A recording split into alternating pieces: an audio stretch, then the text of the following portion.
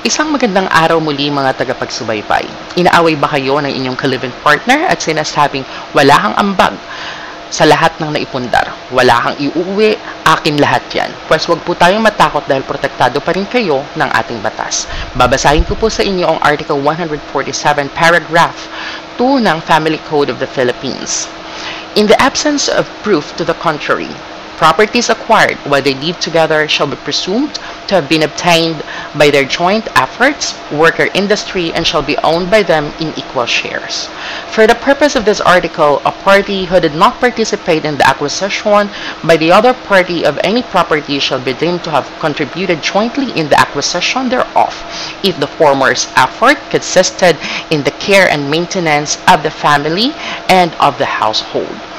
So, ang unang pangungusap ay nagsasabi ng eksklusibong pagkakahati ng ari-arian at ang pangalawang pangungusap naman po ay bilang pagkilala sa inyo ang pangangalaga at pananatili ng pamilya at sambahayan ay itinituring na magkasanib na kontribusyon. Ibig sabihin, legal na kinikilala ng ating batas ang inyong trabaho sa bahay bilang nag-ambag sa pagkuha ng asset. Sa makatwid ay hati pa rin kayo sa mga ari-arian na inyong naipundar kung hindi niya mapapatunayan ng eksklusibong pagmamay-ari nito. So, wag po tayong matakot at muli maraming salamat sa pakikinig.